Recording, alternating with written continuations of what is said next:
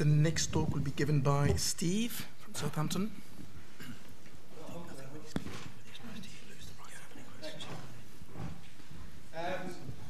Thank you for this invitation. I have nothing at all against minimally invasive mitral surgery.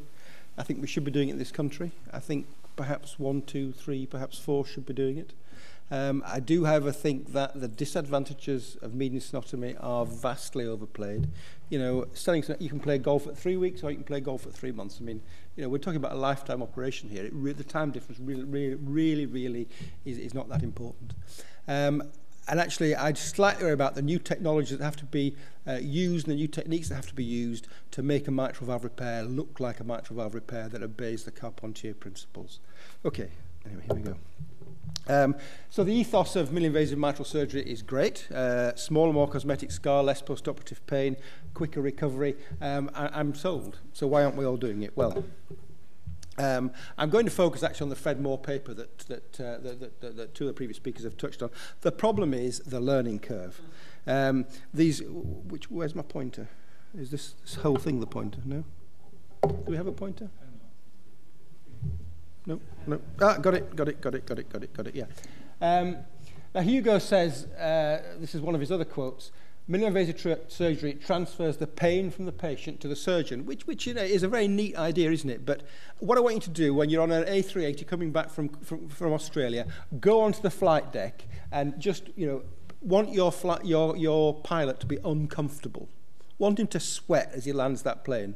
No, you don't, do you? Of course you don't. You want everything to be perfect for him. You want him to be well in his comfort zone when he lands that plane full of 500 people. This is the learning curve. We hope that these are the surgeons that fell by the wayside, but it's just possible it's the patients that fell by the wayside. And actually, you know, there aren't that many Hugo van Ermens or Patrick Perriers in the world. And we all know what the learning curve means. We learn from our mistakes. And sadly, in cardiac surgery, our mistakes transfers into patient morbidity and patient mortality. And that's the problem with minimally invasive mitral surgery. If you're going to do minimally invasive mitral surgery, you have to read this paper. It should be the law. It should be the GMC need to sign up to this. You have to read this paper from the guys in Leipzig. Michael Borger stood up at your meeting, David, last year and said, actually, it's not 40 or 75. It was 200 was the number that he used, wasn't it, in your meeting? 200 minimally invasive mitral operations before you've conquered the learning curve. And Gilles stood up and was just outraged at the thought that you can put patients through 200 operations before you get to the top of the learning curve. So you have to read this before you think about doing minimally invasive mitral surgery. Now, Leipzig is no slouch as a centre. I mean, look at these numbers that they're doing. You know, 505 mitral valve operations in Leipzig. So this must be one of the busiest mitral centres in Europe, if not the world. And you know, we're talking about the guys who are doing more than anybody else here. Let's look at the UK in comparison. These are data from our Blue Book Online. So Leipzig does a quarter of the surgery we do in the whole of the UK. So there's nowhere in the UK that can possibly amass the experience that they can in Leipzig. So we need to take this on board and think about whether actually it's what we can offer in the UK. We might like to, but we probably can't. So these are data from this Holtze Borger Moore paper. So development of select and adverse events according to total number of operations performed per surgeon. All severe complications. So when you start out for your first 50, look at that, 25% major complications. And when you're good, you've done 350, you're down to 10% major complications. Is anybody consenting an open mitral valve operation saying you have a 10% risk of a major complication? I don't think so. Conversion to stenotomy, probably okay, 2%, we can cope with that. Cardiac reoperation within hospital stay, 4%. When you get really good, you're down to 2%. Stroke, probably a little bit higher, I think, you would accept than conventional open mitral surgery. But nothing that won't worry me terribly. Bleeding, actually, I mean, Michael Borger did say that this is their major issue. This does make up quite a lot of their complications. 8% high when you're only doing in your first 50. And actually, by the time you're a super expert, it's probably the same as conventional surgery. And mortality, clearly, in their vast experience, is acceptable. You've seen this slide before. This is just so you understand what these curves look like. This is the normal curve. You start off okay, and actually your observed minus expected goes up above the line. You start to have some complications. Then as you get good, you start to come down below the line. So you are having fewer complications than you would expect. If you're an outperforming surgeon, you zoom down straight away. So you're having far fewer complications than you expect. But there will be some guys, as we'll see soon, quite a few guys in Leipzig actually, who underperform and just really can't get it. And it's not a question of mentorship.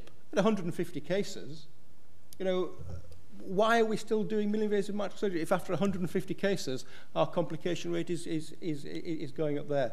And 150 is a lot. I don't know how many cases you guys have done, and I know you're just starting out. I know Hugo's done loads, but 150 cases is a lot before you actually start to get it if you're an underperforming surgeon. This is the whole experience in Leipzig, the whole unit. The little line is mortality, and I accept that mortality becomes good. And actually the learning curve here for the unit as a whole gets better. Now these black dots are when a new surgeon starts, and actually, okay. And then a whole cluster of new surgeons start, and look what happens. The complication rate goes up and up and up and up and up, because not everybody can do this. I mean, I think this is manifest. Not everybody can do this type of surgery. These are the individual learning curves for each surgeon. And there are two guys here. This guy starts about here and is clearly an outperforming surgeon. This guy has a relatively small learning curve and actually performs very well. But the majority of the surgeons starting out on this, in the centre where they have the best teaching and training in the world, struggle.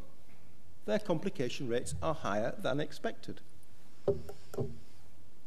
One of the previous speakers showed this slide, but actually glossed over it. If you're doing one operation a week, you can expect a 25% major complication rate.